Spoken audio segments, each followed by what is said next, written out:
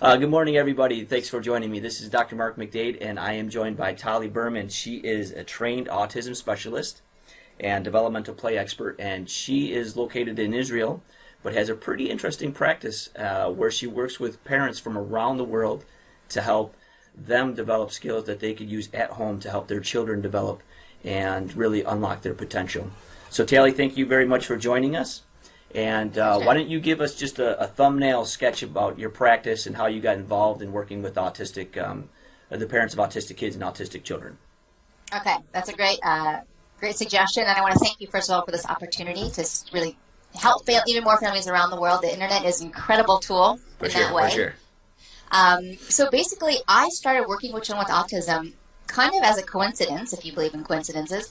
I was in college, and there was a family who had a child with autism, and someone who was working with their child was graduating, and they were looking for someone to replace them. And so I had no experience, but I loved kids, and I went to meet this family. Okay. And it was the moment the mom opened the door, I was hooked. I just had a feeling this was going to be an important path for me.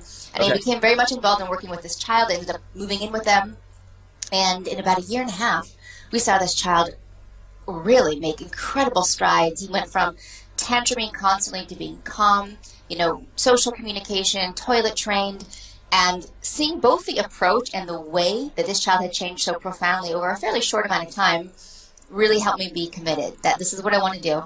Okay. And since then, I've been, in training and working since 1997 with families with children with autism from all over the world, all different ages. And now I'm in Israel. Okay. I've opened up my own business and my own nonprofit, and I have now moved my entire work online to allow me to work with families around the world. So families who wouldn't otherwise have access to getting this kind of guidance, we now do it all just like this on Skype or, through YouTube, so that parents can learn how to help reach their child's potential. I have the skills to really make that happen because there's, as you probably know, there's no one more committed than the parent, and they just want to know how.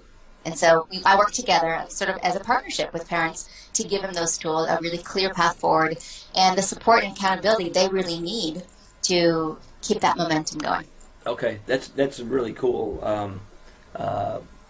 practice style. And we'll have some contact information on underneath this email for any parents that are interested in learning more or contacting Tali. But Tali, I downloaded on her website, by the way, she's got this cool developmental playbook, basically, where you can request these exercises. I think there's about maybe 30 of them or so. Yeah, there's like 34. It's a developmental game action guide, and there's 34 games that you can use depending on the developmental level of your child. Okay. Each one is designed for your child to really love playing with you, to really engage and really grow from. And that's sort of the combination that I think is really critical. Okay, that's pretty cool. How do you what part do you feel play itself, like playing with your children, plays in their development and helping them to really develop skills and not only develop coping mechanisms, but actually start to develop, appropriate neurologic behavior and really start to excel and come into their own?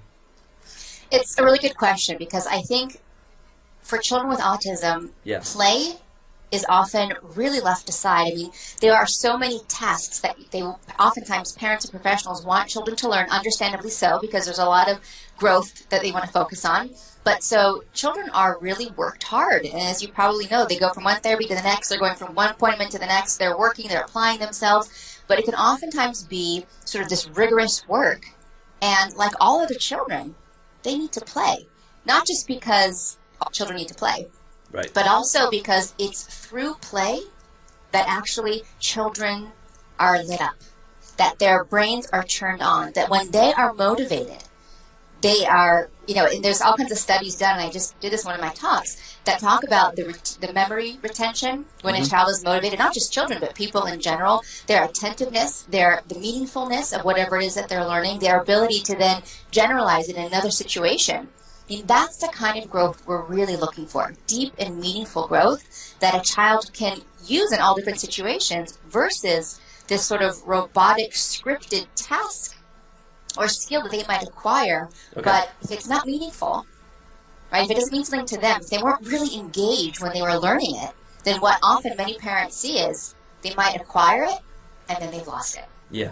Right, and I talk to so many parents who are really frustrated that my child learns this word and then I never hear it again, or does this skill and then I never see it again. And it's this feeling that you're never making any actual progress. And a lot of that has to do with how engaged the child is, how meaningful what you're learning is for the child. And the best, most effective context to make it meaningful is through interactive play. But I want to add one other thing here too. Yeah, sure. But it's not just a means to an end. It's not just the most effective context for a child to learn important life skills, communication, participation, turn-taking, things like that. But one of the core challenges for children with autism, as you know, is social relationships, is interaction, is engagement. So when you're doing play with your child, it's not only a means to an end to learn other skills, but that in and of itself, you're focusing on the primary goal, which is to help your child have the desire and ability to engage with another person. Okay, that's awesome. Yeah, I feel really, really passionate about that. I can tell. I totally can tell. Yeah, Here in Rochester, I'm in Rochester, New York, and we've got this great museum for kids, and it's all about play. Strong Museum of Play, I think is what it's called, and it's really, there's just so much stuff for kids to get into that's there. And some of the autism groups in town actually have special times when sensory kids, when it's opened up, so that it's a little bit quieter, not so much hustle and bustle going on, which is a great activity for them to do as well. I just want to add one thing before you move on real quick. This is another key piece. Sure. The other piece is parents often end up Yeah. feeling like project managers. You know, like, all right, I've got all these different therapies. I'm going to drive my kid to this and wait in the waiting room here and then take him there. And what gets lost in the way often is the acknowledgement that first and foremost, you're a parent. Yeah. And parents then don't prioritize just playing with their child, which is what we as parents, you know, to engage and interact with your child. That's what we need to do. And that's what the children need from us. So it's bringing that back into focus to help the parent become a parent again and not the project manager of your child, which is quite a project. There's a lot to do there, but we want to bring the focus back into the delight and enjoyment of being present with your child. Totally agree with that, because that's one of the best parts of being a parent is getting the ability to connect and play with your kids as they're growing and developing through all their stages. So that developmental exercise book, that's something that you designed for parents. Is it designed primarily for parents to supplement when they're also seeing maybe a professional, or is it for parents who don't have access to a professional, or for parents who just want to be more involved in their own child's development and healthcare? What role do you see that type of thing playing? Okay, I would say yes, yes, and yes. Okay. So basically, parents use it in all different ways. Either they decide, okay, this is the primary way I want to help my child. This is where I see my child respond the most. I'm going to cut out these different therapies and spend more time one-on-one with my child and play in a targeted way. Okay. Some parents see that they want to do more, so that, the speech therapy or whatever they're happening at school is great, but they know that there's more that they can do, and so they supplement whatever they're currently doing with more targeted play. So I think it really can be done both ways. And I have a book that has over 200 games, and the developmental game action guide, which you get on my website, is sort of a bonus. It's an extra 30 games, so people get a taste of what it looks like, and begin to implement it and feel it out with their kids. Okay, and I did see your book is on your website as well for parents that want to check that out as well. Definitely. And as a parent, I oftentimes turn to books to learn skills that I feel lacking in with my kids too. So that's a great. Yes, and I've used these games on my kids. I've got 3 kids myself, and they've been my guinea pigs. They know which games they love, and it's kid tested and approved. Oh, that's awesome. That's awesome. So you've already answered a couple of my other questions, but what are some of the keys that you think parents could that you wish every parent, even parents of neurodevelopmentally normal children, knew or used in their day-to-day interactions with their kids? Are there any keys that you feel to help any child grow?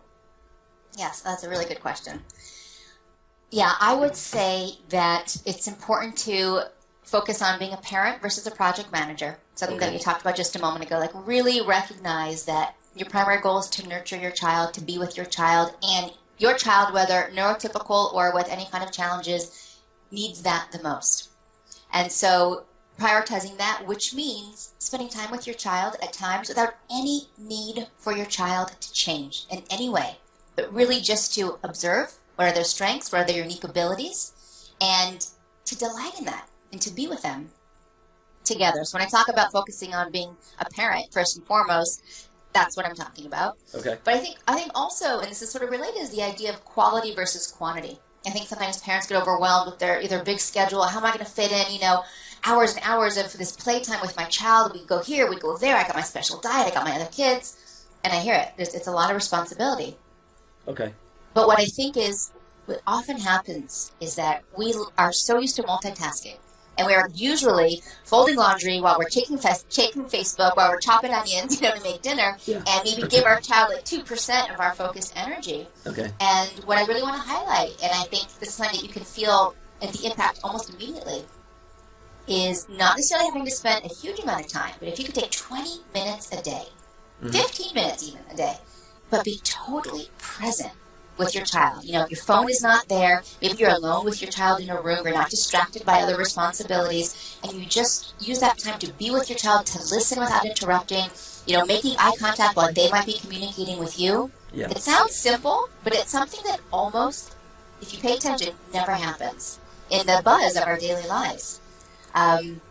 And that gives you the opportunity to make that connection, to inspire connection from your child, especially when they might already be quite overwhelmed with the sensory chaos that's going on in their lives. Yeah. They need you to stop so they have the time to make that connection. If you're going so fast, they can't get in there. It's just the speeds don't match. Right. So you create the opportunity to really connect in that way, and then respond to communication, respond to their cues, and develop further social skills that way. So I think quality, being present with your child versus thinking it needs to be a lot of time, really is an important thing for parents to remember. That takes the burden off of that. Which, when you just were mentioning with other kids in the family and all those other things, not all those other things, but are some of the developmental exercises that you use in your books, can they be used to incorporate, like bringing other siblings into playing? That's a great question. Like a group setting type thing? Yeah, there's actually a section in my book about play dates, games with play dates, and so that can be used in a way of facilitating a game with your child and another child. So this could be someone from their class, it could be someone from one of their extracurricular activities, or it can be with a sibling, as you said. And it's a great way, if your child's at that developmental stage, to really focus on things like turn taking, kind of playing games with simple rules that involve another peer. Then that's a great way to really involve a sibling. The only thing I want to say about a sibling is it's important that it's something the sibling wants to do. Okay. I think it's important to really invite and create opportunities for siblings to be involved. But I think it has to come from the interest of the sibling in order for it to be effective and not create unnecessary dynamic between a special child and their sibling. But if you have a sibling or another child who's wanting to be involved and just doesn't know how, then these kind of facilitated games are a great way to very clearly have a facilitation between your special child and your other children. Okay, that's perfect. So Tali is also just wrapping up this Autism telesummit that she coordinated, and she's got experts from many different facets of taking care of kids, where she's been doing interviews with them, and I didn't see like a link for that on your website. Is there a special place if parents wanted to learn more about that? It's been going on for like the last 4 days now, like we are 2 or 3 day interviews 5 a now. day. You want me to tell you a little bit about that? Yeah. Could you do that? Yeah, it's a very exciting event called the Autism Empowerment Telesummit. This is our third year, my third year doing it. And it's basically an online free event where I get together a panel of experts and I interview them. So it's similar to how you're interviewing me. And I just pick the brains out of the top experts in the field so that families all over the world, and we've had families from 30 different countries. I got an email the other day from a family in Barbados that is just drinking it up because they don't have access to this kind of information. We've had Temple Grandin, Jenny McCarthy, Kay Rivera, Julie Matthews, some of the really top cutting-edge people in the field from a very broad-based, a variety of modalities. And we're really on the 5th day here. But if anyone wants to check it out, it's a great thing to investigate. And the link to sign up is www.autism-telesummit.com. If you want to try to sneak in there, just at the very end. Also, all the interviews have been recorded and are available for free for 48 hours. So you might be able to hear some of the previous recordings if you get in there on time before the event is over and registration is closed. But it's an incredible, exciting event. And I think every parent can then learn from a variety of professionals, and then feel what feels right for them, or what feels like a good match for their child, and go with what feels right for their family. Okay, I'll link to that too in the little article underneath the video as well. And if someone wanted to get a hold of you to set up a time to have a discussion with you, how would they go ahead and do that? Okay, so on my website, which is taliberman.com, there's a little tab there that says Get Started. Okay. And you can, if you go to that tab, it tells you a little bit about what I call a Propel Your Child Forward strategy session. This is a half-hour Skype session that we can have where I can find out more about your particular child, about the vision and dreams you have for your child, about the challenges that your child currently has, and more about the obstacles that each parent feels is getting in their way of helping them get their child from where they are today to where they ultimately want to be. And then we can explore together if what I do is a good match for what they're looking for. And it's a great way to really, a very totally risk-free way to see if we're a good match. And if so, we can explore those possibilities together. And if you want to learn more about my work too, go to my website, read my About page. I also have a blog where I post weekly. I also have videos there, so you can really explore and get a sense of my style, my perspective, my techniques. And then if it feels like, I just have people who say, I went to your website and I felt, ooh, this is what I've been looking for. This kind of spirit. Then set up one of these free Skype sessions, and I'd be happy to learn more about your child. Okay, and your blog's great too. We just shared one of your videos last week when you made juice with your son. Juicy, yeah. That's something we recommend for lots of parents too. It's kind of, if the kid's open to it, you can really make some really tasty, nutritious drinks that are easy to get them to consume. And get some nutrition into them. Yeah, right. All right, so it's been a pleasure meeting with you today, and thank you very much. I look forward to talking to you in the future. Thank you, and the best of success in your work too. Thank you.